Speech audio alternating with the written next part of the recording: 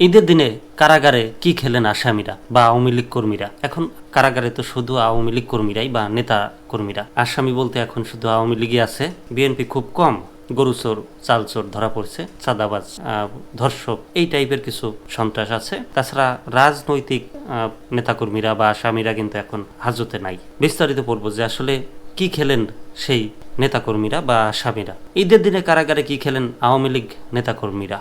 গায়ে নেই কারাগারের পোশাক, কেউ পাঞ্জাবি, কেউ ফতুয়া বা টি শার্ট পরে কারাগারের উন্মুক্ত মাঠে হাজির ঈদের নামাজ আদায়ের জন্য।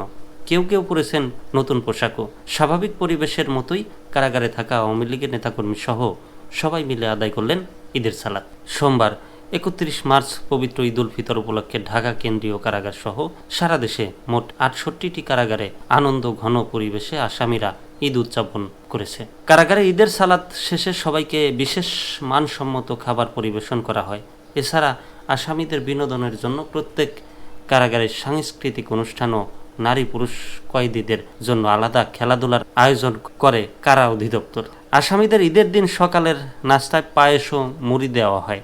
দুপুরে পোলাও, গরুর বা খাসির মাংস, মুরগির রোস্ট, ডিম, কোল্ড ড্রিঙ্কস সহ চমচম, পান, সুপারি ও সালাদ দেওয়া হয়। এছাড়া রাতে ভাত, মাছ ও আলুর দম দেওয়া হয়। এতে সব বন্দী ব্যাপক উৎসাহ উদ্দীপনার মাধ্যমে অংশগ্রহণ ও উপভোগ করে। কারাগারে আসামিরা কতটা উৎসাহ এবং উদ্দীপনা থাকে সেটা তো যারা গেছেন তারাই বোঝেন।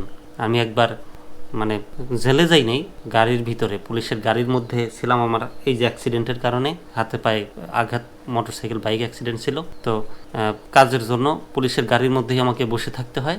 দুর্ভাগ্যবশত ড্রাইভার আমার চারপাশের গ্লাস বা সবকিছু আটকায় রেখে চলে যায়। ওসি সাহেব ছিল, তারা বাইরে চলে যায়, কিন্তু আমি ভিতরে আর বের হই না, যে আমি তো অসুস্থ।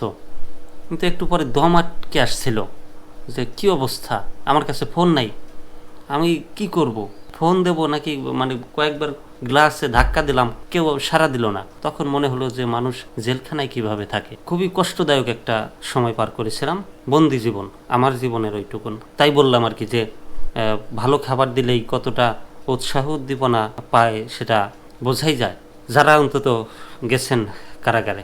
কারা অধিদপ্তরের পাঠানো এক সংবাদ বিজ্ঞপ্তিতে বলা হয়, কারাগারগুলোতে বিভিন্ন প্রকার উপহার সামগ্রী যেমন ফুল, চকলেট, বাতাসা, কদমা, মিষ্টি, ফিন্নি, বেলুন ইত্যাদি দিয়ে আগত বন্দীদের আত্মীয় স্বজন ও দর্শনার্থীদের অভ্যর্থনা জানানো হয়।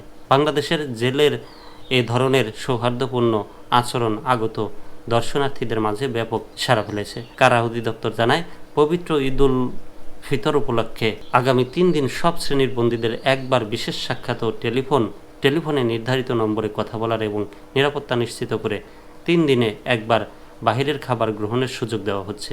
এ ধরনের উদ্যোগ বাংলাদেশ জেলকে সবার মাঝে নতুনভাবে উপস্থাপন করছে।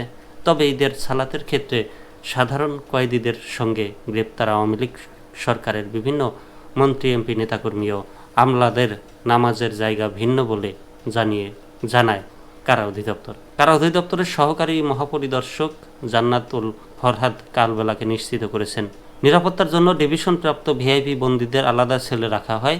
ঈদে প্রত্যেক কারাগারে এসব ভিআইপি বন্দীদের একসঙ্গে নামাজের ব্যবস্থা করা হয়েছে। তবে সাধারণ কয়েদিদের সঙ্গে নয়, কারাগারে খেলা মাঠে ঈদের নামাজ পড়ার ব্যবস্থা করা হয়েছে বলে জানান তিনি।